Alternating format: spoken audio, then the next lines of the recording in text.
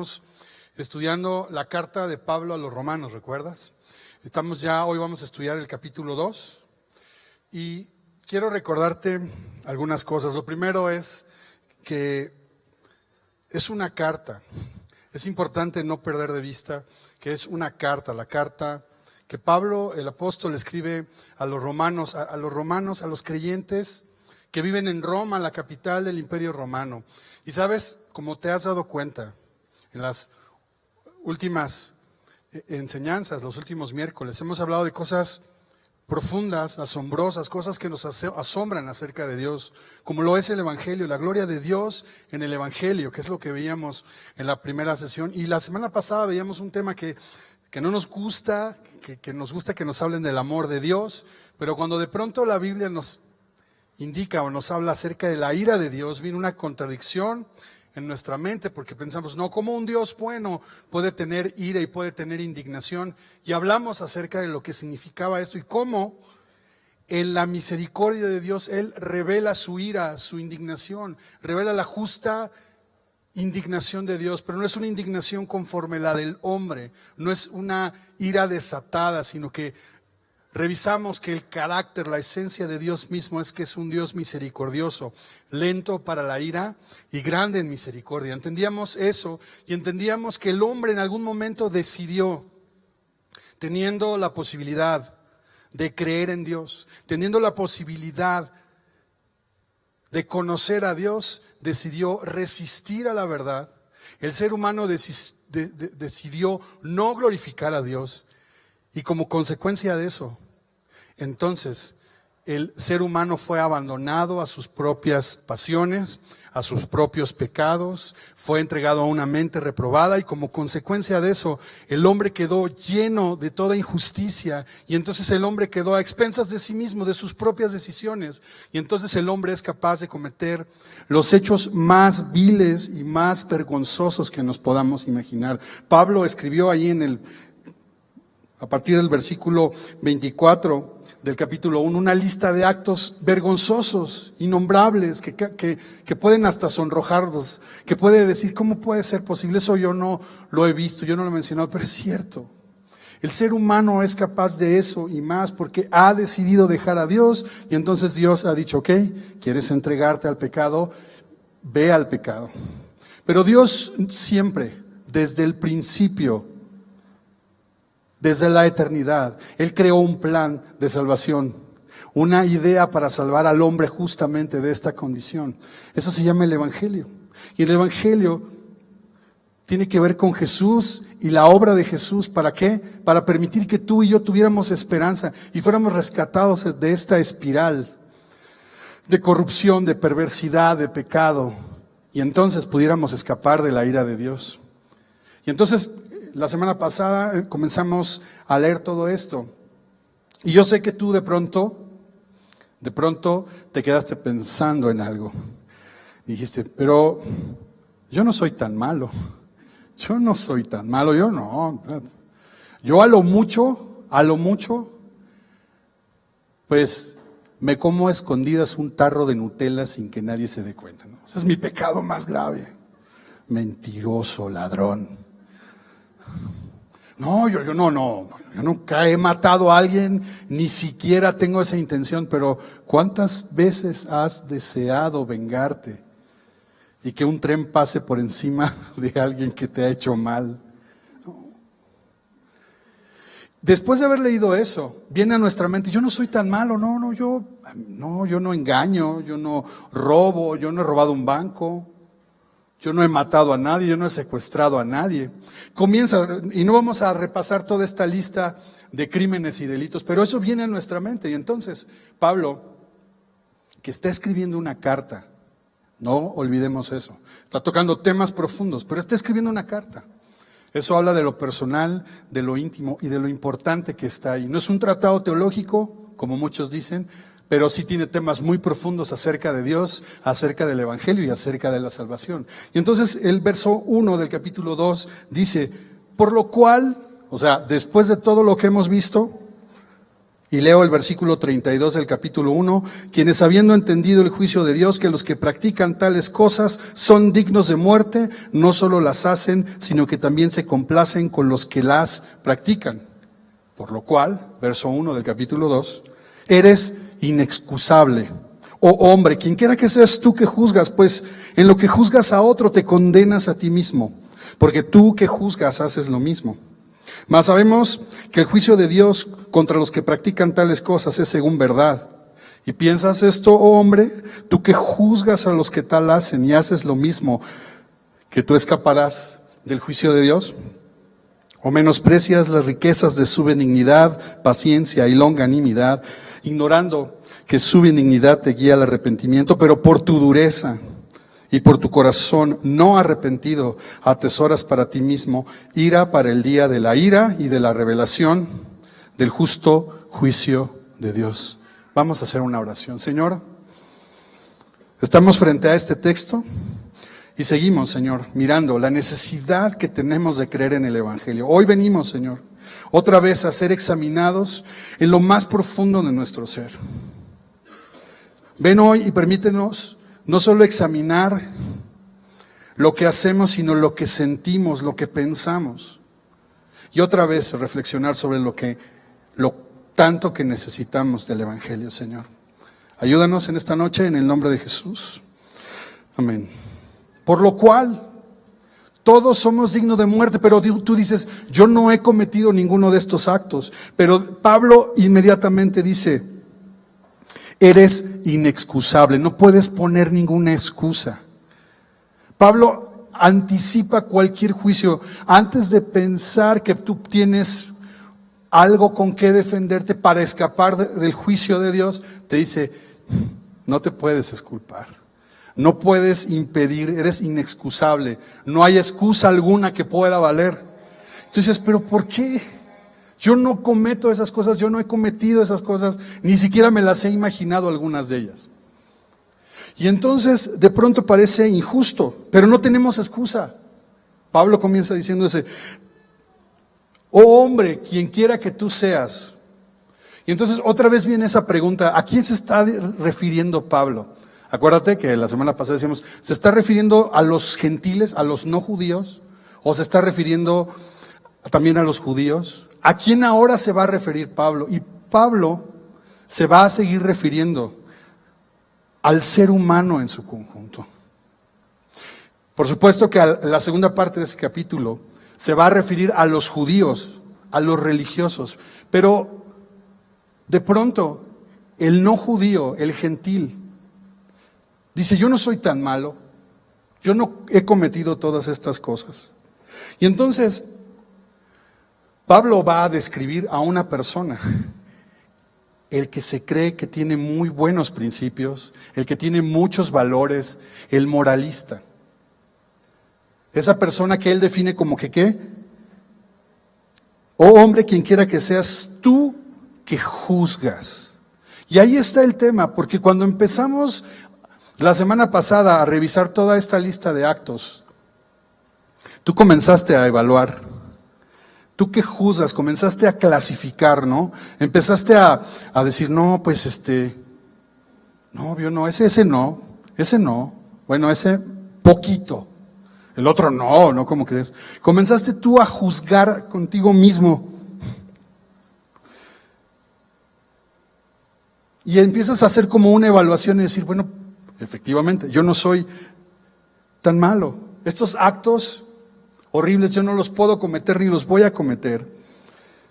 Y entonces comenzamos a juzgar, a evaluar, a distinguir. La palabra juzgar literalmente es separar. Yo no sé si a ti, a lo mejor a las mujeres sí, pero a mí me ponían a separar, a limpiar los frijoles, entonces tenías que separar las piedritas de los frijoles. Eso es juzgar, separas una cosa de la otra, ¿no? Eso es juzgar. Separas, distingues, clasificas. Pero, si regresamos a mi ejemplo de la infancia, pues separo de qué o cómo. Pues alguien tenía que decirme qué era lo que tenía que hacer. Porque si no, pues yo agarraba todo y lo volvía a poner ahí, ¿verdad?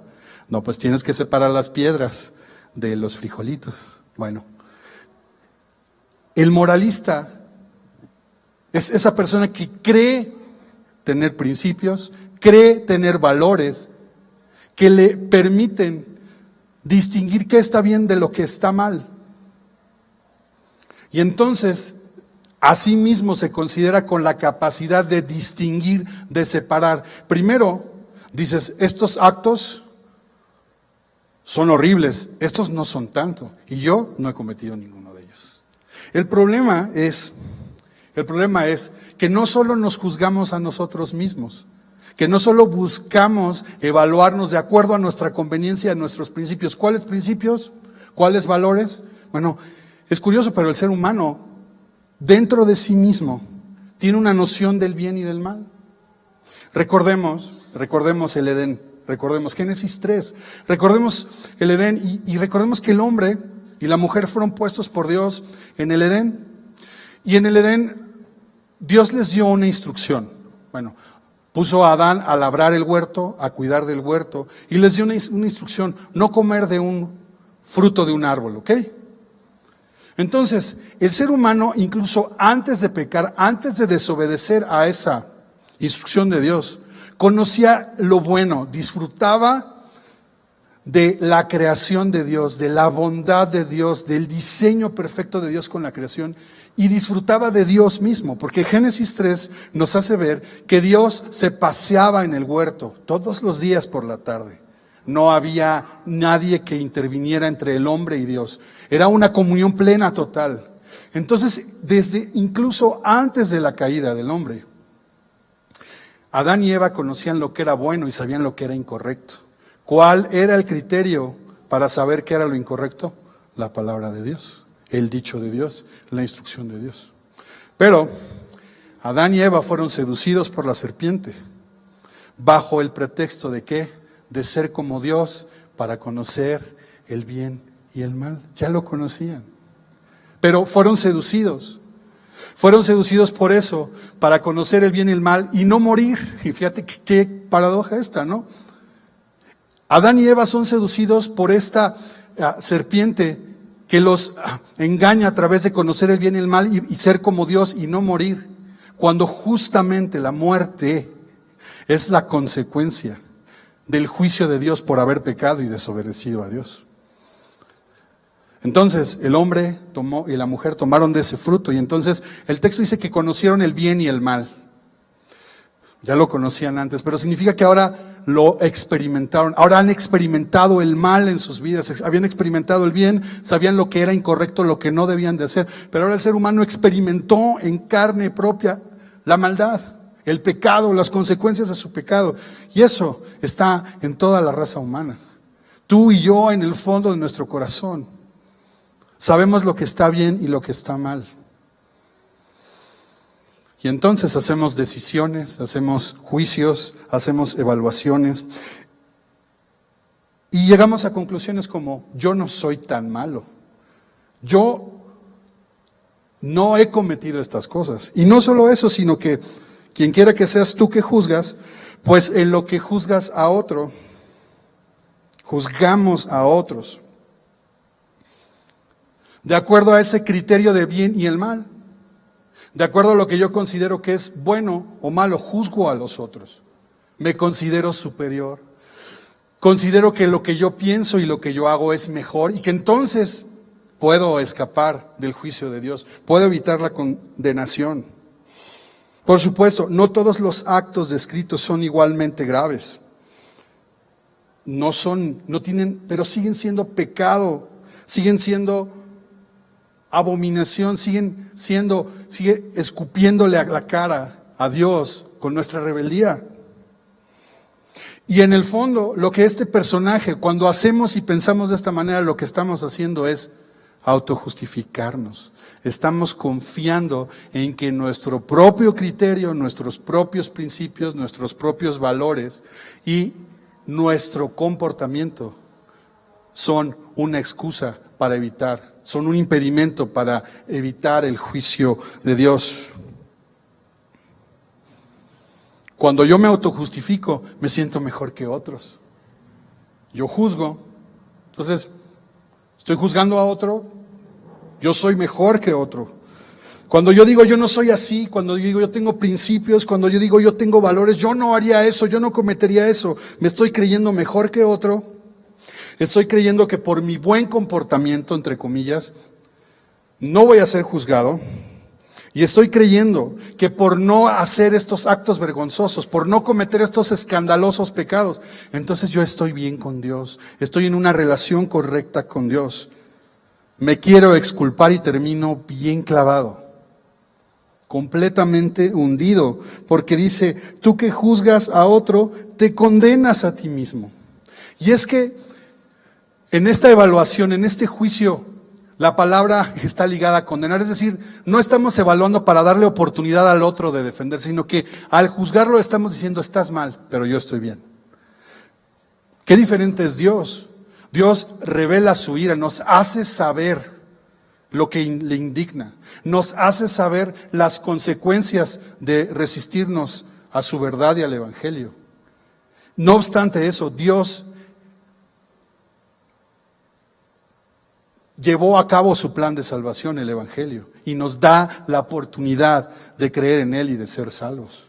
Pero nosotros cuando juzgamos y evaluamos a otras personas conforme a estos criterios, entonces estamos ya condenando y nos sentimos mejores, superiores y nos autojustificamos. Pero dice entonces, tú que juzgas a otro, te condenas a ti mismo, porque tú que juzgas, haces lo mismo. Y entonces otra vez dices, pero yo no estoy haciendo lo mismo. Pero yo no estoy haciendo esas cosas que están aquí.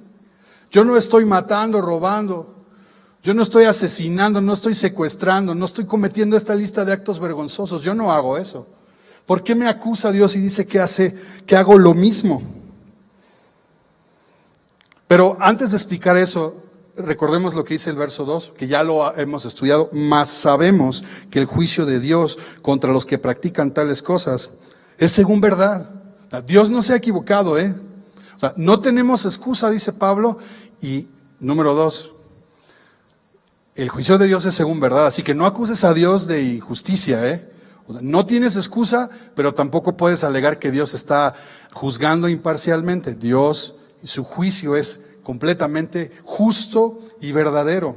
Entonces, yo no estoy cometiendo esos actos. Y es que el pecado no es solo un mal comportamiento, no es solo cometer estos actos descritos en el capítulo 1, sino el pecado también son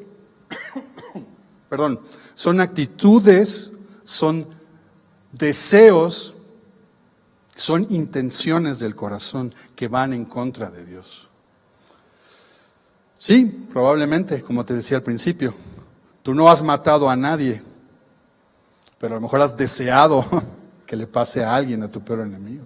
Has deseado venganza y has querido esa venganza. Entonces eso no es asesinato. Entonces el pecado no es solo un comportamiento externo, sino tiene que ver con las intenciones del corazón. Cuando deseo venganza, como dice Jesús en el Sermón del Monte, y llamo a alguien necio, tonto, entonces estoy siendo culpable de homicidio. Y tú dices, sí. Porque el pecado no es solo lo exterior, sino lo que está adentro. Mira, ¿cuál es el gran mandamiento? ¿Cuál es el gran mandamiento? Una vez le preguntaron a Jesús, amar a Dios con todo el corazón. Vamos a resumirlo así, amar a Dios con todo el corazón. Y aun cuando vamos a suponer que podemos nunca cometer un acto pecaminoso y nunca desear ningún mal en nuestro corazón, realmente tú tendrías la capacidad de amar a Dios de una manera pura y perfecta todos los días de tu vida, todos los instantes de tu vida. No podríamos. La respuesta es no. Entonces, tú y yo practicamos lo mismo que estas personas. Tenemos los mismos deseos y tenemos la misma inclinación porque nos amamos más nosotros que a Dios mismo. Entonces, soy inexcusable, soy culpable, soy digno de muerte. Y entonces otra vez, no importa, no estoy diciendo, pues haz lo que quieras, no importa que nuestra vida, qué bueno que nuestra vida pueda ser guiada por ciertos principios, por ciertos valores, vamos a llamar valores universales. El amor, el respeto, la integridad, etcétera, etcétera. Eso está bien. Pero ese no es un argumento para escapar del juicio de Dios. Eso no lo es. Por eso dice el verso 3, y piensas esto, hombre, tú que juzgas a los que tal hacen y haces lo mismo, que tú escaparás del juicio de Dios. Cuando no podemos amar a Dios desde adentro, con todo el corazón, estamos igualmente resistiendo a la verdad, no estamos dándole gloria a Dios, no le estamos dando gracias, como dice Romanos 1:21, y entonces estamos pecando. Porque entonces el pecado, insisto, no es solo lo que hago, sino lo que siento, lo que pienso, la intención de mi corazón. Pero hay una tercera cosa más que es el pecado, y es que esencialmente en mi naturaleza el ser humano es pecador. Desde Adán y Eva somos pecadores. Lo que yo voy a hacer naturalmente es pecar, es rebelarme ante Dios. No lo contrario, naturalmente voy a rebelarme ante Dios. Mientras que el depravado, el que ha entregado su mente su vida a una mente reprobada, ignora a Dios y no le importa ningún valor y vive su vida así como es y ya. Está entregado a sus pasiones. El moralista, el hombre de principios, tiene una conciencia, distingue entre el bien y el mal.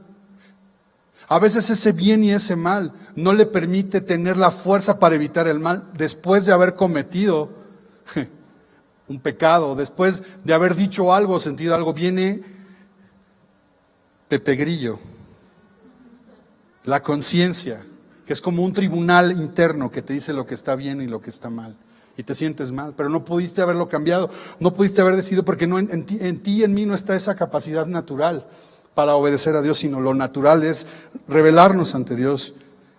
Entonces el moralista tiene esa conciencia entregado a la autojustificación, quita a Dios como el Salvador, se pone a Él mismo en el centro. Yo me porto bien, yo hago estas cosas, sigo mi vida bajo estos principios. Entonces uno mismo se pone como ¿qué? Como Salvador. Y es un fracaso rotundo.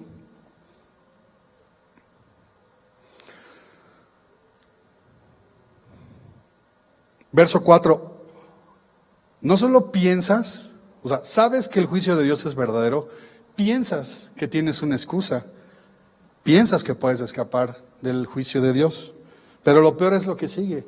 Verso 4, menosprecias las riquezas de su benignidad, paciencia y longanimidad, ignorando que su benignidad te guía al arrepentimiento. Presentamos excusas que no son válidas, pensamos que podemos evitar el juicio de Dios, pensamos la misericordia de Dios. Menospreciamos la benignidad, la paciencia, el ánimo largo. Acuérdate que Dios mismo se define a Él mismo como ¿qué? Un Dios misericordioso, lento para la ira, grande en misericordia. Cuando nos autojustificamos, cuando nosotros juzgamos que estamos haciendo lo correcto y que los demás están mal, lo que estamos haciendo es menospreciando la bondad de Dios. Estamos menospreciando su paciencia, estamos menospreciando su longanimidad, su ánimo grande. Dios no se desespera. Dios no, ¡ay, otra vez pecó! ¡Mátalo! No, Dios no está haciendo eso. Hay mucha gente que piensa y dice, por eso un terremoto. No, Dios no está, sí, ahora voy a presionar el botón del terremoto. No, Dios no está pensando en eso. Se portaron, no, Dios no es así. Por supuesto, Dios tiene el control de todo lo que pasa y Dios permite todo lo que pasa para su gloria, y todo es siempre lo que Dios hace. Y dice justo, bueno y misericordioso. Pero estamos menospreciando las riquezas de su bondad, de su benignidad. ignorando que esa benignidad, esa bondad, esa paciencia de Dios nos quiere dar la oportunidad de arrepentirnos.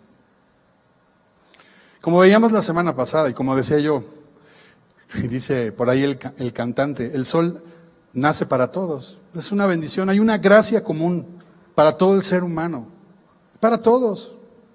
Dios es bueno. Y no nos damos cuenta que esa tregua, esa aparente no castigo, esa benignidad, paciencia y longanimidad es una oportunidad para que tú y yo nos arrepintamos. Pero, verso 5, pero por tu dureza y por tu corazón no arrepentido, atesoras para ti mismo ira, para el día de la ira y de la revelación del justo juicio de Dios. Observa el contraste, las riquezas de su benignidad. Ahora el contraste de atesoras ira para el día de la ira y del ¿qué? Justo juicio de Dios. Entonces, lo que hemos visto en estos primeros 5 versículos es el juicio del hombre. Ahí está, ese es el juicio del hombre. Un juicio basado en sus propios criterios, en su propia conciencia del bien y del mal, que él mismo se fija. Es un juicio imperfecto, es un juicio basado en ¿qué? En sí mismo, que condena, no da la oportunidad para arrepentirse. Es un juicio que busca autojustificarse y escapar ingenuamente del juicio de Dios. Es un juicio que menosprecia, demerita la misericordia y la bondad de Dios. Y entonces es una persona dura y tiene un corazón que no se arrepiente. Pero ahora lo que vamos a ver en los siguientes versos del 6 al 11 es el juicio de Dios. ¿Cómo es este juicio de Dios? Y vamos a contrastarlo con lo que acabamos de leer. Y lo primero es, dice, el día de la ira y de la revelación del justo juicio de Dios. La Biblia nos habla de un día, el día del Señor. El día, aquí está descrito como un día de ira y de la revelación del justo juicio de Dios. Hebreos 9:27 dice, y de la manera que está establecido para los hombres que mueran una vez, y después de esto, el juicio. Hebreos 9:27. Segunda de Corintios 5:10 dice, porque es necesario que todos nosotros comparezcamos ante el tribunal de Cristo, para que cada uno reciba según lo que haya hecho mientras estaba en el cuerpo, sea bueno o sea malo. Y hay una gran cantidad de textos que hablan acerca de este día. Fíjate bien, es un día de ira, no son todos los días de la ira de Dios. Es un día que Él ha reservado. Mientras que hay cientos de años de tiempo que Dios ha permitido que el ser humano se arrepienta. La benignidad de Dios nos guía al arrepentimiento. Eso es lo que Dios quiere en esta tregua. Dios se ha sentado con amor y con paciencia, dándonos todos los elementos para que tú y yo nos podamos arrepentir, llevando a cabo su plan de salvación, de principio a fin, el Evangelio, Cristo. Pero habrá un día así, un día. Y entonces habrá ese justo juicio de Dios. El juicio de Dios es según verdad y el juicio de Dios es justo. El cual, verso 6, pagará a cada uno conforme a sus obras. Vida eterna a los que, perseverando en bien hacer, buscan gloria y honra e inmortalidad, pero ira y enojo a los que son contenciosos y no obedecen a la verdad, sino que obedecen a la injusticia. Tribulación y angustia sobre todo ser humano que hace lo malo, el judío primeramente y también el griego, pero gloria y honra y paz a todo el que hace lo bueno, al judío primeramente y también al griego, porque no hay acepción de personas para con Dios. Aquí están las características del juicio de Dios. Es conforme a verdad, ya lo dije. Es justo, número 2. Fíjate bien, es conforme a las obras. Es decir, no es por el capricho de Dios, sino que Dios va a evaluar lo que tú y yo hemos hecho. ¿Por qué? Porque como ahorita vamos a ver, lo que hacemos refleja lo que hay en nuestro interior. Dios no nos va a juzgar por criterios subjetivos, no nos va a juzgar de acuerdo a sus propias ideas. Él tiene un estándar moral para nosotros. Pero Él nos deja y vamos a ser juzgados conforme a nuestras propias obras. Ese juicio, como dice en el verso 11, es sin favoritismo, sin acepción de personas. Dios no tiene preferencia, y 2 veces en el verso 9 y en el verso 10 afirma algo: al judío primeramente y al griego, al gentil también. No al amable, sino al no judío. ¿Entiendes, no? No, Dios no tiene preferencia por los judíos. Ahorita vamos, no sé si nos dé tiempo, si no la próxima semana, entraremos a hablar acerca de los judíos y si tienen realmente un privilegio o no, si van a ellos escapar del juicio de Dios o no. Pero no hay acepción de personas. El juicio de Dios es universal. Todo hombre, todo ser humano comparecerá ante el tribunal de Cristo. Todo ser humano se presentará y tendrá un juicio. Dice el verso 9: tribulación y angustia sobre todo ser humano que hace lo malo, pero gloria y honra, paz a todo el que hace lo bueno. El juicio es universal. Todos pasaremos por ahí, pero al mismo tiempo será particular, será personal. Cada uno, como dice el verso 6, se le va a pagar conforme, cada uno conforme a sus obras. Eclesiastés 11:9 dice: alégrate, joven, en tu juventud, y tome placer tu corazón en los días de tu adolescencia, y anda en los caminos de tu corazón y en la vista de tus ojos, pero sabe que sobre todas estas cosas te juzgará Dios. Mateo 16, versículo 27, Jesús está diciendo: porque el Hijo del Hombre vendrá en la gloria de su Padre con sus ángeles, y entonces pagará a cada uno conforme a sus obras. Y sabes, en el verso 7 y 8 encontramos 2 clases, 2 grupos de personas. Primero, los que perseveran. Luego están los que contenciosos y no obedecen a la verdad. ¿Qué va a pagar Dios? A los que perseveran, vida eterna. A los que son contenciosos, a los que no obedecen a la verdad, resisten. Los que resisten a la verdad, los que no obedecen a la verdad, van a tener ¿qué? Ira, enojo, tribulación, angustia. Pero entonces viene otra pregunta. Entonces, ¿la salvación es conforme a obras? ¿O entonces me estás engañando porque tú dijiste que es por fe y por gracia? Amén. Las obras son la expresión de lo que está en el corazón. Y distingamos 2 cosas. Número 1, el juicio de Dios, no la salvación. El juicio de Dios se hará conforme a las obras. La salvación es por fe y por gracia. Son 2 cosas distintas. Y ahorita vamos a reforzar eso. ¿Sí quedó claro eso? Si van a ser evaluadas nuestras obras, pero nuestras obras no alcanzan para pagar nuestra salvación, pero van a ser evaluadas y van a ser juzgadas. Nuestra salvación no va a depender de esas obras, pero va a haber un juicio y van a ser evaluadas. Qué interesante que la palabra que usa Pablo es los que perseveran. Y en la Escritura vemos cómo Dios nos invita a los creyentes a perseverar. La palabra perseverar, la idea es de un soldado que resiste todo. Un soldado que aguanta todos los embates de la guerra y sigue ahí, en su trinchera, sigue cumpliendo misión y sigue ahí y no se rinde. Tú y yo, cuando creemos en el Evangelio, cuando creemos en Jesús, tú y yo que formamos parte de una comunidad cristiana y nos llamamos cristianos, necesitamos perseverar, no rendirnos, estar hasta el final, perseverar en hacer el bien, porque las obras van a mostrar lo que hay en nuestro corazón.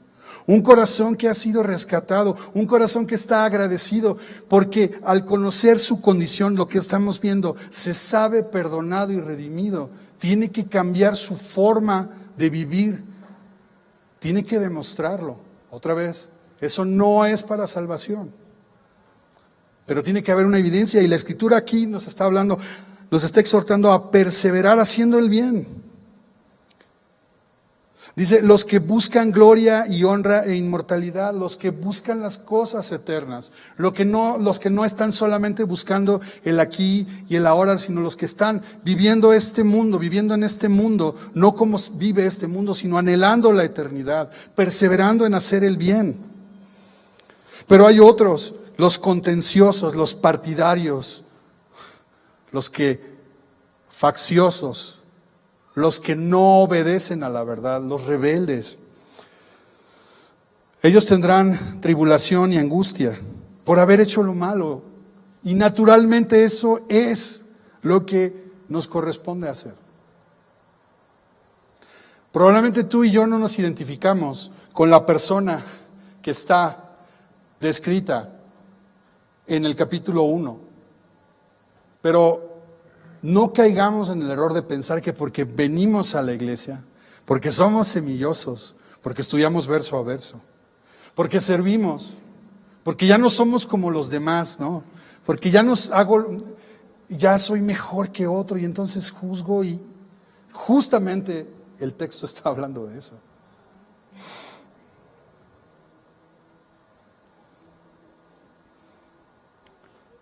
Mateo 24:13, mas el que persevere hasta el fin, este será salvo. Tú y yo necesitamos perseverar, resistir.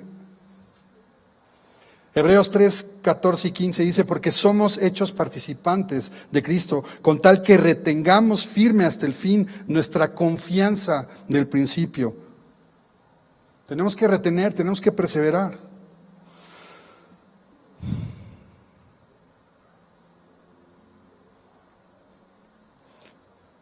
Porque, verso 12, porque todos los que sin ley han pecado, sin ley también perecerán. Y todos los que bajo la ley han pecado, por la ley serán juzgados. Porque no son los oidores de la ley los justos ante Dios, sino los hacedores de la ley los que serán justificados. Porque cuando los gentiles que no tienen ley hacen por naturaleza lo que es de la ley, estos, aunque no tengan ley, son ley para sí mismos, mostrando la obra de la ley escrita en sus corazones, dando testimonio su conciencia y acusándoles o defendiéndoles sus razonamientos en el día en que Dios juzgará por Jesucristo los secretos de los hombres conforme a mi evangelio. ¿Qué significa esto? Recuerda que comenzamos en el verso 1 hablando de este hombre que juzga y que tiene una conciencia y tiene un sentido del bien y del mal. ¿De dónde viene eso? Los gentiles no tienen la ley de Dios. La ley de Dios fue revelada ¿a quiénes? Al pueblo de Israel, a los judíos. Pero los no judíos no tienen esa revelación de la ley de Dios. Pero lo que está diciendo el texto es, bien, los que sin ley han pecado, pues sin ley van a ser,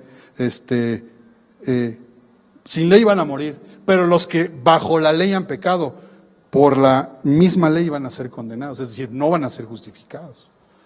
Y eso es importante porque comienza esta distinción y hacernos ver algo. En nuestros corazones hay una ley no escrita, hay una ley, el bien y el mal. Dice el verso 15, mostrando la obra de la ley escrita en los corazones, que da testimonio a nuestra conciencia, nos acusa o defiende, nos dice qué está bien y qué está mal. No podemos decir, no conocí a Dios, no conozco a Dios, por eso pequé. No podemos decir, a mí Dios, yo no soy judío, no me reveló la ley de Dios, entonces tampoco. No, hay una ley. ¿Por qué? Porque de pronto los gentiles, los no judíos, actúan como si conocieran la ley, pero no tienen la ley. Lo peor es que los que conocían la ley, como los judíos, los que tuvieron el privilegio de tener esta revelación de la ley de la voluntad de Dios, conociéndola, aún así también pecaron.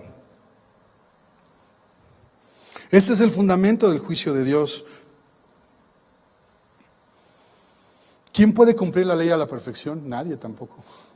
Entonces, pues estamos fritos, refritos y más que fritos. Si nosotros pensamos que de acuerdo a nuestro sentido del bien y del mal, que de acuerdo a nuestras obras, que pueden ser buenas, pueden ser muy buenas, puede ser una persona que estás dedicado a ayudar a las personas, piensas que por eso vas a escapar de ir al tribunal de Dios, estás en un error, estamos en un error.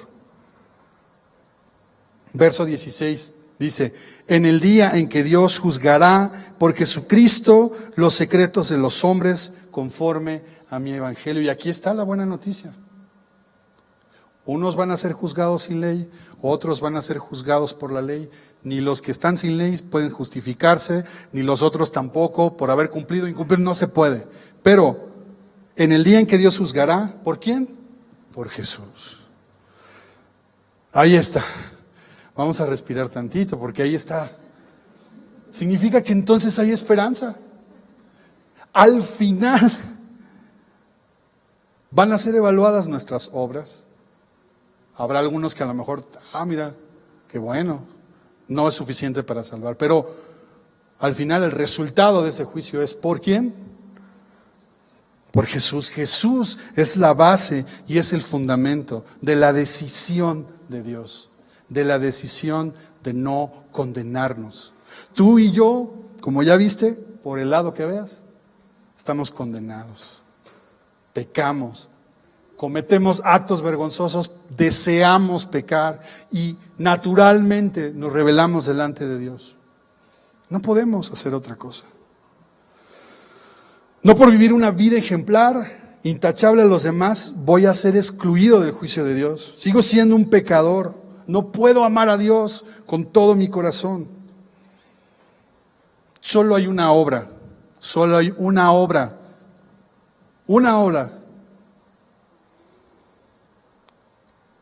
que me puede salvar. Y esa es la de confiar en Jesús y la de creer en el Evangelio. Juan 6, versos 28 y 29.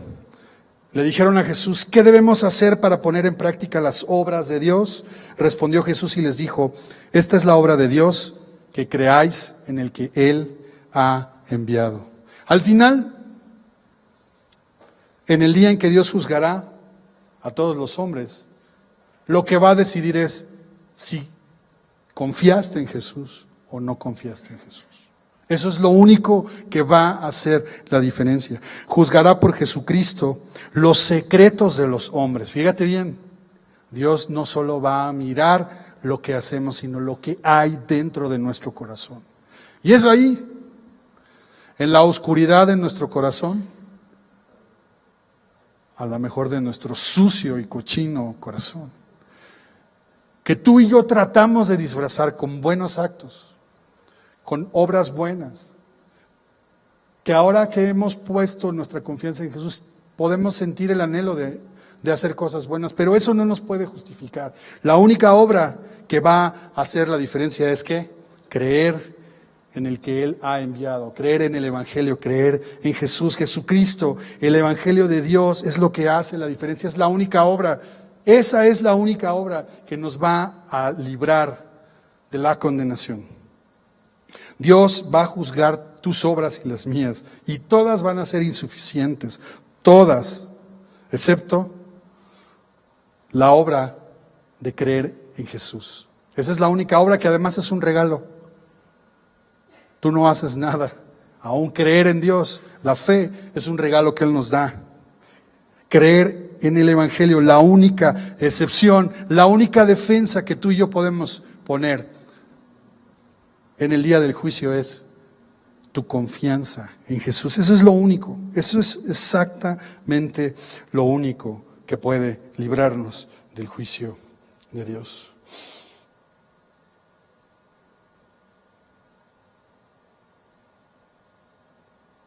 No hay excusa. No puedes decir, no conozco a Dios, porque todos hemos tenido la posibilidad de saber de Dios. No hay excusa. Mi conducta aún basada en los principios más altos, más nobles, más limpios, más serviciales, altruistas, tampoco pueden librarme del juicio de Dios, salvo creer en Jesús. No sé cómo estás, no sé qué está pasando por tu mente. ¿Estás evaluando? ¿Estás juzgando? ¿Estás distinguiendo? Pero cerremos nuestros ojos y terminemos esta reunión meditando en esto. La única obra es confiar en Jesús, plenamente en Jesús. No hay otra opción, no hay otra manera, no hay otro camino.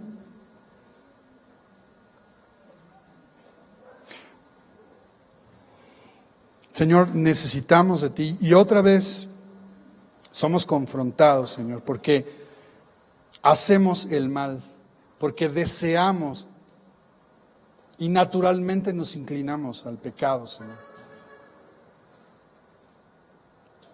Aun cuando nos comportemos de una manera correcta, de acuerdo a las leyes, no cometiendo delitos, aún así seguimos siendo indignos, sujetos al juicio, sobre todo a la condenación. Pero aquí estamos, Señor, permitiendo que tu palabra el día de hoy nos guíe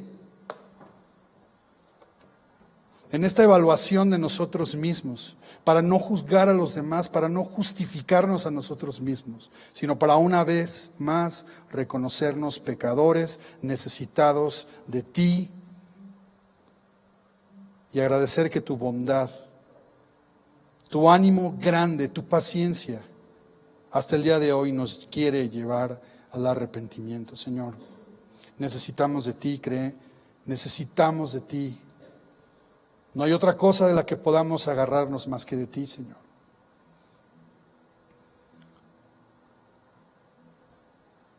Necesitamos de ti, Jesús.